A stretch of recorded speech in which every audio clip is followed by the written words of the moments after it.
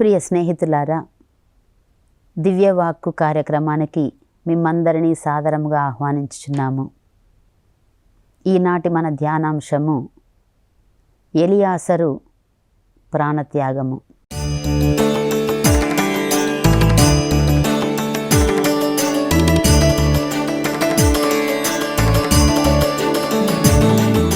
ప్రియ స్నేహితులారా, మన జీవితాల్లో మనం చూసినట్లయితే నటించమని చెప్తూ ఉంటారు. కొద్దిపాటి శిక్ష కోసం, ఆ చిన్న శిక్షను తప్పించుకోవడానికి మనము వాళ్ళు చెప్పమన్న అబద్ధం చెప్తాం, చెయ్యమన్న కార్యాన్ని చేస్తాం.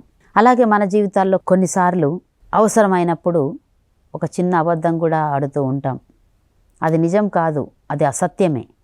కానీ ఆ చిన్న శిక్ష నుండి మనం తప్పించుకోవడానికి అబద్ధం ఆడుతూ ఉంటాం.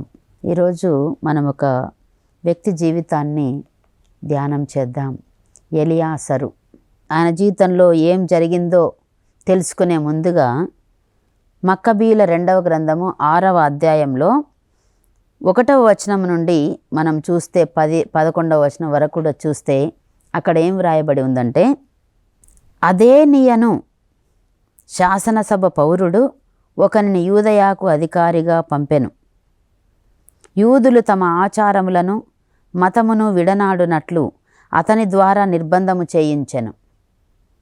ఒక అధికారిని పంపాడు.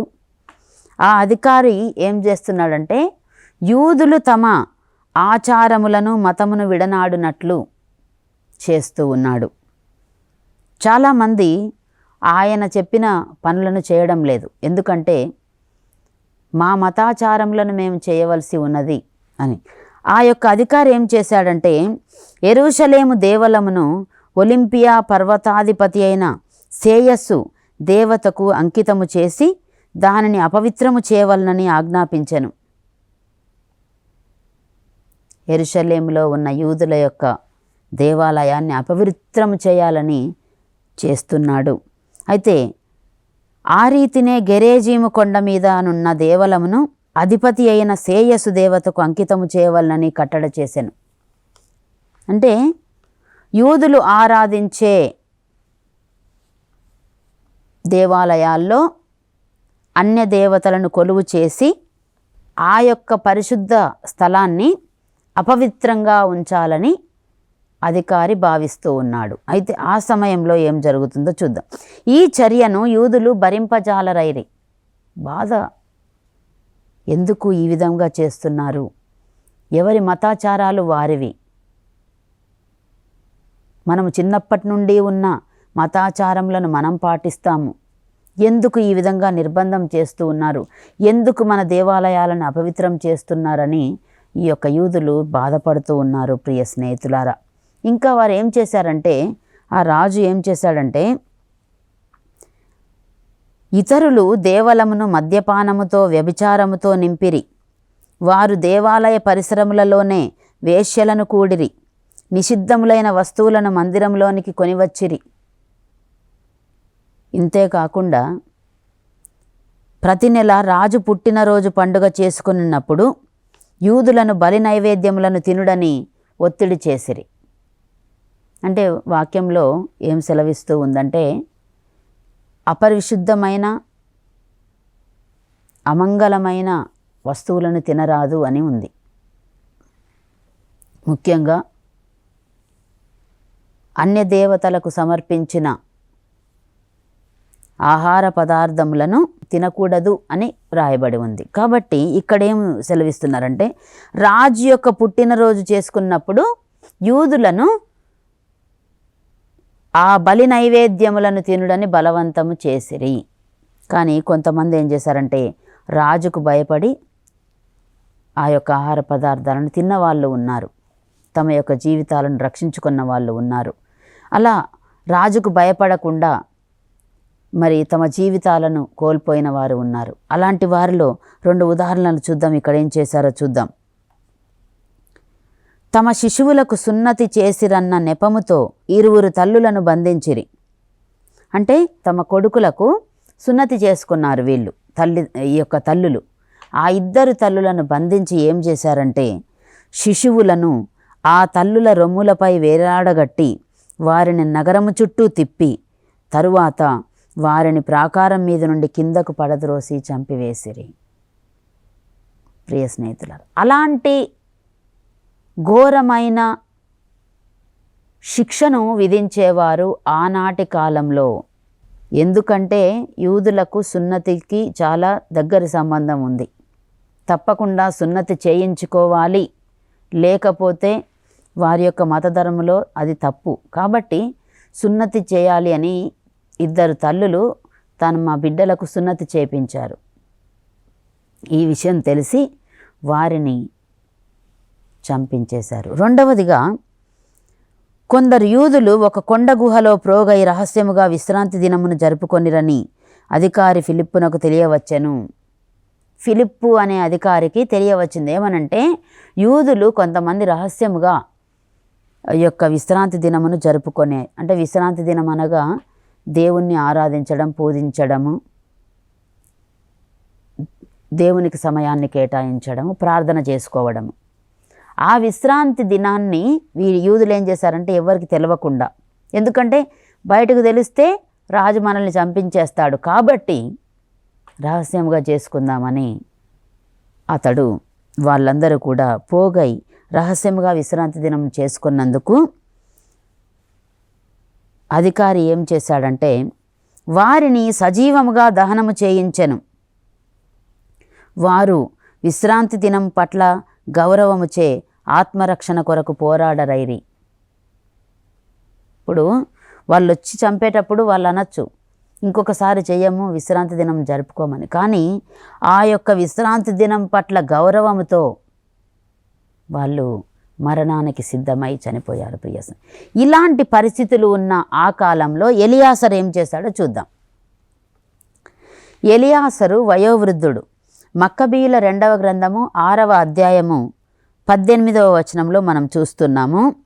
వయోవృద్ధుడును ఎల్లరి మన్ననకు పాత్రుడు ఎలియాసరు అను ధర్మశాస్త్ర బోధకుడొకడు కలడు. పంది మాంసమును తినిపించుటకు నిర్బంధముతో అతని నోటిని తెరిపించిరి. నిషిద్ధమైన ఆహారమును భుజించరాదు అని విశ్వసించే ఎలియాసరుకు ఎలాంటి పరిస్థితి ఎదురైందంటే, నోరు తెరిచి పంది మాంసం నువ్వు తినాలి అని పెడుతూ ఉన్నారు. కానీ అతడు అవమానకరముగా జీవించుట కంటే గౌరవప్రదముగా చనిపోవుట మేలని ఎంచెను. కనుక ఎలియాజరు ఏం చెప్తున్నాడంటే, తన నోటిలోని మాంసమును ఉమిసివేశాడు. తానే స్వయముగా హింసాస్థానమునకు, మీరు ఏ విధంగా నన్ను చంపినా పర్వాలేదు, కానీ నేను మాత్రం మీరు చెప్పింది నేను చెయ్యను. నేను మీరు తినాలని నిర్దేశించిన పంది మాంసమును నేను తినను, కానీ చనిపోవడానికి మాత్రం నేను సిద్ధంగా ఉన్నానని చెప్తున్నాడు. అన్యజాతుల బలులను అర్పించువారు చాలా కాలం నుండి ఎలియాసరు స్నేహితులు. ఈ యొక్క బలి అర్పించి, ఇప్పుడు పందులను బలి అర్పించారు కదా, పంది మాంసం తినిపిస్తున్నారు. కానీ ఈ బలులను అర్పించే అన్యజాతి ప్రజలలో కొంతమంది ఎలియాసరుకు చాలా స్నేహితులు. ఎంతో ఎలియాసరును ప్రేమించేవాళ్ళు, గౌరవించేవాళ్ళు. అయితే ఈ స్నేహితులు ఏం చేస్తున్నారంటే ఎలియాసరును పక్కకు తీసుకుపోయి, అయ్యా, నీవు స్వయముగా తయారు చేసుకున్న మాంసమునే తెప్పించుకొని తినుము, కానీ రాజాజ్ఞ ప్రకారము ఈ బలి నైవేద్యం భుజించున్నట్లు మాత్రము నటన చేయము. ఎందుకు నటన చేయాలి? చావును తప్పించుకోవచ్చు. ప్రియ స్నేహితులారా, నీ చిరకాల మిత్రులమైన మేము చేయు ఈ సహాయమును అంగీకరింపు. పాపం వాళ్ళు బతిమలాడుతున్నారు. ఎలియాసరు, దయచేసి నువ్వు మాకు మంచి స్నేహితుడవు, దయచేసి నువ్వు ఈ ఆహారాన్ని యాక్షన్ చెయ్యి, కొంచెం నటన చెయ్యి, తిన్నట్లు నువ్వు తినగాకు, ఈ విధంగా నీ ప్రాణాన్ని కాపాడుకో, ఈ యొక్క సహాయం చెయ్యి అని వాళ్ళు బ్రతిమలాడుతున్నారు. కానీ ఎలియాసరు తన పెద్ద ప్రాయమునకు నరసిన వెంట్రుకలకు కలంకము రాకుండానట్లుగా నిర్ణయము చేసుకొనెను.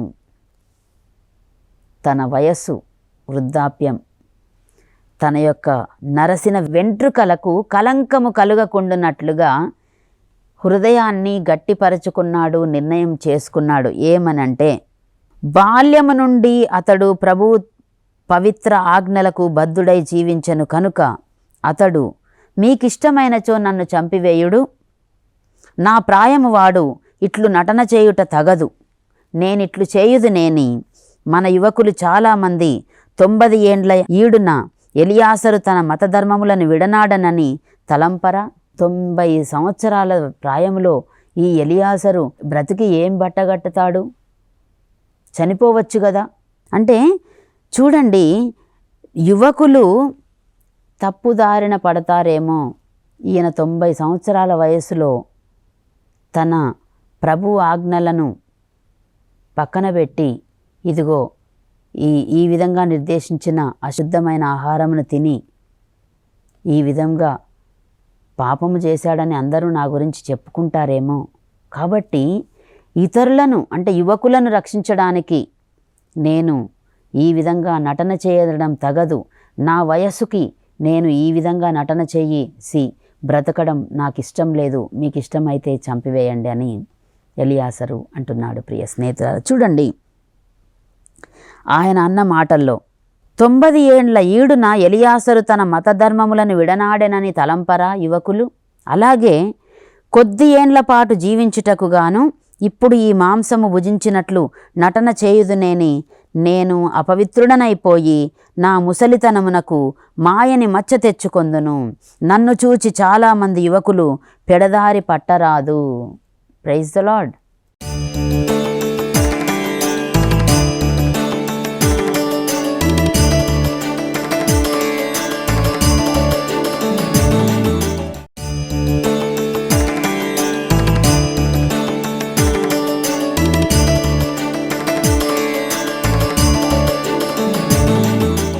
ఒక క్లాస్ రూమ్లో,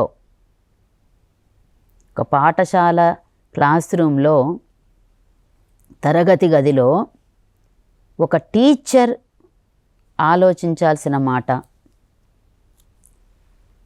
ఒక కంపెనీలో ఒక మేనేజర్ ఆలోచించాల్సిన మాట, ఒక చర్చిలో ఒక గురువు ఆలోచించాల్సిన మాట, ఒక మఠంలో సిస్టర్ ఆలోచించవలసిన మాట, ఒక స్కూల్లో ఒక పాఠశాలలోనో ఒక కళాశాలలోనో ప్రిన్సిపల్ ఆలోచించాల్సిన మాట. ఈ విధంగా చూసుకుంటూ పోతే ఏ ఆఫీస్ అయినా కావచ్చు, ఏదైనా కావచ్చు, అది స్కూలే కావచ్చు, చర్చే కావచ్చు, దేవాలయమే కావచ్చు, లేక ఏదైనా కంపెనీయే కావచ్చు, లేదా నువ్వు పనిచేస్తున్న ఆఫీస్ కావచ్చు, అందులో అధికారులు ఆలోచించాల్సిన మాట ఏంటంటే, నన్ను చూచి చాలామంది యువకులు పెడదారి పట్టరాదు. మనము ఏదైనా తప్పు చేసినప్పుడు మనకంటే చిన్నవారు దానిని చూసి చేయడానికి ప్రయత్నిస్తారు. కాబట్టి కొన్నిసార్లు కొంతమంది అంటూ ఉంటారు, మనం ఎందుకు ఇష్టం వచ్చినట్లు మన హృదయము ఎలా ఉంటే మనం అలా జీవించాలి, ఎందుకు వేరే వాళ్ళ కోసం మనం కంట్రోల్ చేసుకోవడం ఎందుకు, మనం మాట్లాడుతున్నాం ఆ సమయంలో మనం ఆపేదెందుకు, వేరే వాళ్ళ కోసం చిన్నపిల్లలు ఉన్నారని మనం ఎందుకు నోరుని కట్టేసుకోవాలి, వాళ్ళు చూస్తున్నారని మనం ఎందుకు చేయాలి అని అంటూ ఉంటారు. ప్రియ స్నేహితులారా, ఎందుకు అనంటే ఇక్కడ చూడండి, నన్ను చూచి చాలామంది యువకులు పెడతారి పట్టరాదు. ఇతరుల యొక్క విశ్వాసాన్ని దెబ్బతీయకుండా ఉండే ఏ కార్యమైనా మనం చేయొచ్చు, ఇతరుల విశ్వాసాన్ని దెబ్బతీసే కార్యాన్ని మాత్రం మనం చేయకూడదు అని ఎలియాసరు మనకు ఈరోజు చెప్తున్నాడు. ప్రియ స్నేహితులారా, చూడండి, తాత్కాలికముగా నరుల నుండి చావు తప్పించుకొనినంత మాత్రమున ఏమి లాభము? బ్రతికియున్నను చనిపోయినను దేవుని తప్పించుకోజాలము కదా. ఈ విషయము చాలా గొప్పది. జీవించినా మరణించినా కూడా దేవుణ్ణి మాత్రం ఎవ్వరు కూడా తప్పించుకునే అవకాశమే లేదు. దేవుడున్నాడని విశ్వసిస్తున్న మనం, దేవుని యొక్క రాకడ ముందు జరిగే విషయాలను కూడా మనము క్షుణ్ణంగా తెలుసుకుంటున్న మనం, ఎలియాసరు చూపించిన విశ్వాసంలో నడవాలి ప్రియ స్నేహితులారా. చూసారా, చెప్తున్నాడు, ఇప్పుడు నేను ధైర్యంగా ప్రాణములు ఒడ్డెదనేని ఇన్ని ఏండ్లు బ్రతికిన నా జీవితము సార్థకమగును. Praise the lord. 90 సంవత్సరాల నుండి 90 సంవత్సరాల వరకు నేను మంచి జీవితాన్ని జీవించాను. ఈ సమయంలో నా జీవితాన్ని కాపాడుకొని ప్రయోజనం ఏంటి? ఒకవేళ నేను ప్రాణములు ఒడ్డెదనేని ఇన్ని ఏండ్లు బ్రతికిన నా జీవితం నిరర్ధకమగును.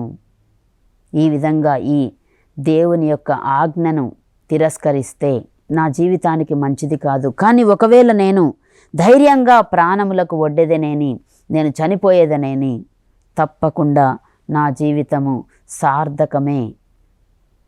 ఒక దేవునిలో నేను ఒక మంచి జీవితాన్ని జీవించి దేవునితో నిత్య జీవాన్ని పొందే అవకాశం ఉందని ఎలియాజరు చెప్తున్నాడు. అప్పుడు నేను యువకులకు చక్కని ఆదర్శము చూపిన వాడనగుదును.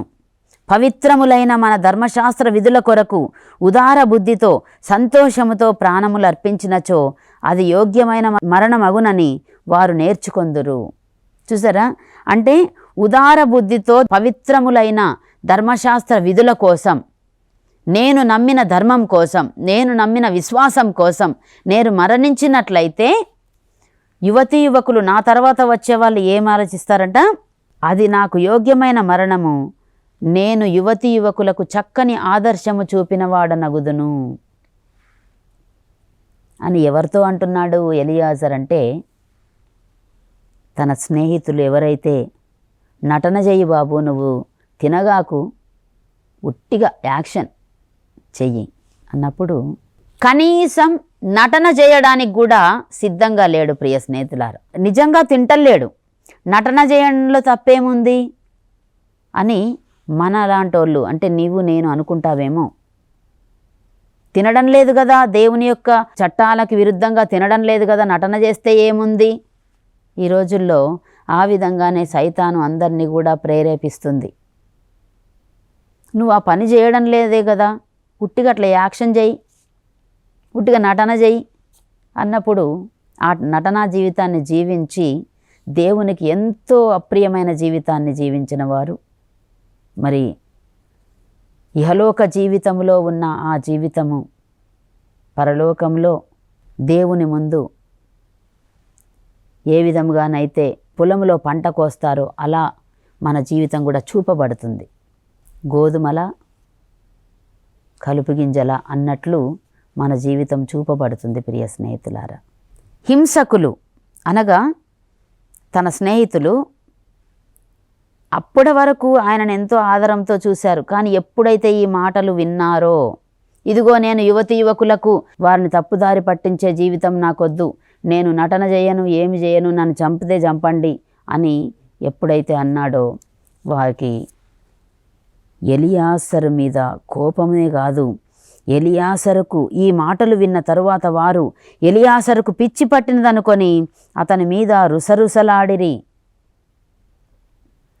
ఇంత పిచ్చి పట్టిందేంది ఈయనకి, మనం తినమంటలేం కదా అనేసి. అయితే వారి కొరడా దెబ్బలకు ప్రాణములు విడచుచు చివరి గడియలలో పెద్దగా మూల్గి, ప్రభువు సంపూర్ణము పవిత్రమునైన జ్ఞానము కలవాడు, నేనీ ఘోర యాతనలను మరణమును తప్పించుకొని ఉండగలిగి ఉండెడివాడను అని ఆయన ఎరుగును. ప్రభువు పట్ల గల భయభక్తుల చేతనే నేనీ శ్రమలను సంతోషముగా సహించుచున్నానని ఆయనకు తెలియను అని పలికెను. Praise the lord. ప్రియ స్నేహితులారా, ఈరోజు మీరు ఏదైనా సమస్యలో ఉంటే, కష్టంలో ఉంటే, ఇరుకులో ఉంటే, ఇబ్బందులో ఉంటే, ఎలాంటి చిక్కు సమస్యలోనైనా మీరు ఉన్నట్లయితే ఎలియాసరు మాట్లాడుతున్నాడు చూడండి. ఈ మాటలు మనము గ్రహించాలి. ప్రభువు సంపూర్ణము పవిత్రమునైన జ్ఞానము గలవాడు, నేనీ ఘోర యాతనలను మరణమును తప్పించుకొని ఉండగలిగేడి వాడనని ఆయనకు తెలియను. ఈ ఘోర మరణాన్ని నేను తప్పించుకునేవాళ్ళు, వాళ్ళు చెప్పింది యాక్షన్ చేయమన్నారు, ఆ నటన చేస్తే నేను తప్పకుండా తప్పించుకునేవాడిని మరణాన్ని. అది ప్రభువు నాకు తెలియను, దేవునికి తెలియను అయితే ప్రభువు పట్ల భయభక్తుల చేతనే నేను ఈ శ్రమలను సంతోషంగా సహించుచున్నానని కూడా ప్రభువునకు తెలియను. Praise the Lord. ఈ శ్రమలు, ఈ కష్టాలు కేవలం ప్రభువు పట్ల భయభక్తులతో నేను సహిస్తున్నానని, భరిస్తున్నానని ప్రభువుకి తెలుసు కాబట్టి ఆయనకు తెలియను అని పలుకుతున్నాడు ఎలియాసరు. ఈ రీతిగా ఎలియాసరు మరణించెను. ఒక్క యువకులకే కాక యూదా జాతికి అంతటికి అతడి మరణము ఆదర్శప్రాయము, చిరస్మరణీయము అయ్యెను. ప్రియ స్నేహితులారా, ఈనాడు మనం చేసే చిన్న పని ఒకవేళ ఇతరులను పెడదారి పట్టించేటట్లుగా ఉంటే, ప్రియ స్నేహితులారా, దేవునికి భయపడవలసిన అవసరం ఉన్నది. ఎందుకంటే ఇక్కడ ఎలియాజరు చెప్పినట్లు చూడండి, బ్రతికి ఉన్నను చనిపోయినను దేవుని తప్పించుకోజాలము కదా. తప్పించుకుంటామండి? ప్రభువును అంటే దేవుణ్ణి విశ్వసిస్తున్న ఎవరైనా సరే బ్రతికి ఉన్నా కూడా మరణించినా కూడా దేవుణ్ణి మాత్రం తప్పించుకునే ప్రసక్తే లేదు. కాబట్టి ఈనాడు మనం జీవిస్తున్న జీవితంలో మన బాధ్యతలేంటి, మనం ఏం చేస్తున్నాము, మనం ఎలా ఆలోచిస్తున్నాము, మన ధర్మం కోసం, మన మతాచారముల కోసం దేవుడు మనకు నిర్ణయించిన కట్టడలను, ఆజ్ఞలను, విధులను ఏ విధంగా పాటిస్తున్నాము, అందులో అంతరార్థం గ్రహించి నిజమైన క్రైస్తవులంగా మనము ఉంటున్నామా పరిశీలన చేసుకోవాలి ప్రియ స్నేహితులారా. ఎందుకనగా దేవుడు మన పట్ల ప్రత్యేక ప్రణాళిక కలిగిన దేవుడు కావున ఈ లోకంలో జీవిస్తున్నప్పుడే పరలోక సంపదను మనము సంపాదించుకునే ప్రయత్నం చేయాలి ప్రియ స్నేహితులారా. ఎందుకనగా దేవుని ముందు సత్యము సత్యమే, అసత్యము అసత్యమే. మనం చేసే ఆలోచనలు, మన ప్రణాళికలు, మన యొక్క ఉద్దేశాలు, మన తలంపులు, మన నడవడిక, మన ప్రవర్తన, మన క్రియలు, మనం ఏం చేస్తున్నాము, ఎందుకు బ్రతుకుతున్నాము అని ఆయనకు మన గురించిన అవగాహన, మన గురించిన జ్ఞానము పరిపూర్ణము, సంపూర్ణంగా ఉంది అని ఎలియాజరు మాటల్లోనే చెప్తున్నాడు ప్రియ స్నేహితులారా. కాబట్టి దేవునికి అపవిత్రమైనది, దేవునికి అప్రియమైన ఏ కార్యం కూడా మనలో జరగకుండా మనం జాగ్రత్త పడాలి. చిన్న ప్రార్థన చేసుకుందాం. సర్వశక్తిమంతుడా, పరిశుద్ధుడా, పరమోన్నతుడా, నీ దివ్య పాదాలకు వందనములు నాయన.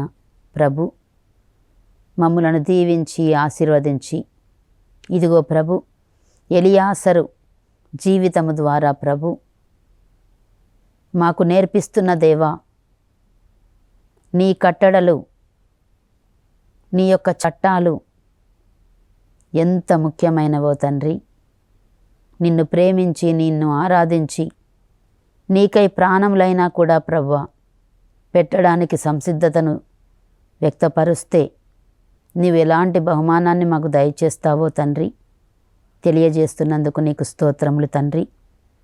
ఈనాడు ప్రభువా దివ్యవాక్కు కార్యక్రమాన్ని వీక్షించిన ప్రతి బిడ్డను పేరు పేరున దీవించి ఆశీర్వదించండి ప్రభు. ఎక్కడ పని చేస్తున్నా కూడా ప్రభు వారి స్థలాలలో వారిని దీవించి ఆశీర్వదించండి. ముఖ్యంగా తండ్రి, నీ కట్టడలకు వ్యతిరేకంగా ఏ విషయము కూడా తండ్రి వారి జీవితంలో జరగకుండా నీ యందు ప్రేమ, నీ యందు విశ్వాసం కలిగి జీవించే భాగ్యమును అనుగ్రహించండి. మరి ముఖ్యంగా తండ్రి,